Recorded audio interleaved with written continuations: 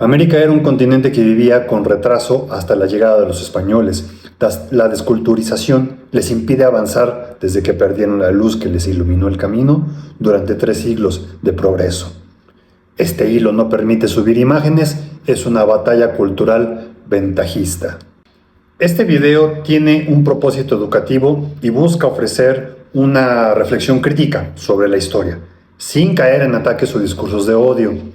Nuestro objetivo es visibilizar las luchas históricas de los pueblos indígenas y desmontar narrativas que siguen minimizando la opresión sufrida durante la colonización. No se trata de glorificar a ninguna civilización, sino de reconocer las violencias históricas que aún impactan a las comunidades originarias. El comentario que acabo de leer refleja una visión eurocéntrica de la historia. Decir que América vivía con retraso antes de la llegada de los españoles es un tanto ignorante y despectivo. Las civilizaciones prehispánicas ya tenían sistemas complejos de astronomía, agricultura y gobierno. No podemos reducir las culturas indígenas a un concepto de atraso solo porque no se alineaban con el modelo europeo. La violencia estructural de la colonización destruyó una riqueza cultural milenaria, pero no nos dejó sin memoria ni sin identidad. Cuando mencionas que la desculturización impide avanzar, olvidas que fue la colonización misma la que despojó los pueblos originarios de su autonomía y cosmovisión, imponiendo un sistema jerárquico que favorecía a los colonizadores. Lo que tú ves como progreso fue en realidad el saqueo y la explotación de las tierras y pueblos indígenas. Mientras España se enriquecía, los pueblos originarios eran reducidos a mano de obra forzada, sin derechos y sometidos a un control absoluto.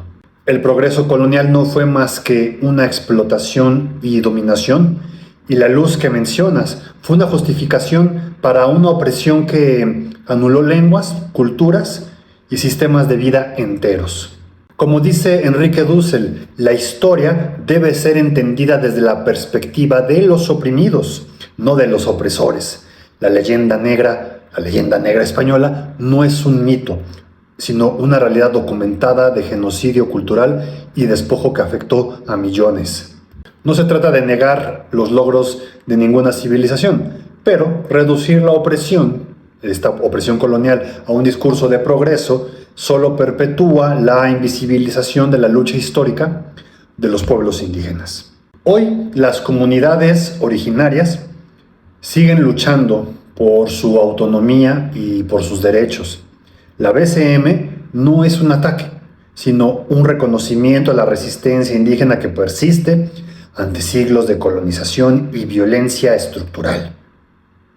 Como mestizos tenemos una responsabilidad histórica de visibilizar a los oprimidos.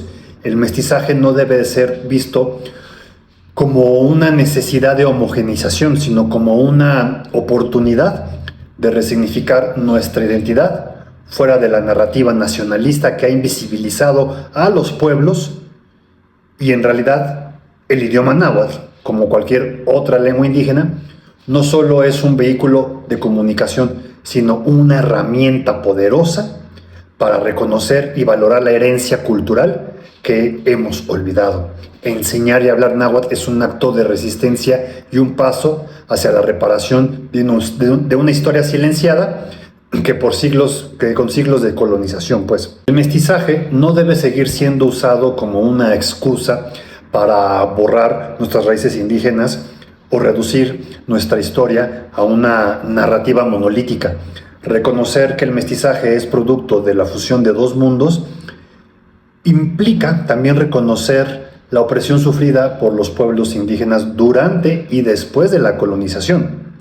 Visibilizar y enseñar el náhuatl es, por lo tanto, un acto de justicia cultural que debemos asumir con responsabilidad. A través de la lengua podemos reconstruir nuestra historia, resignificar el mestizaje y devolverles a los pueblos originarios el lugar de dignidad que siempre les ha correspondido. Otoka Totek Escalantec, Mashik Pillacan, Secualiutzintli, Satepantitotasque y Noxe Video.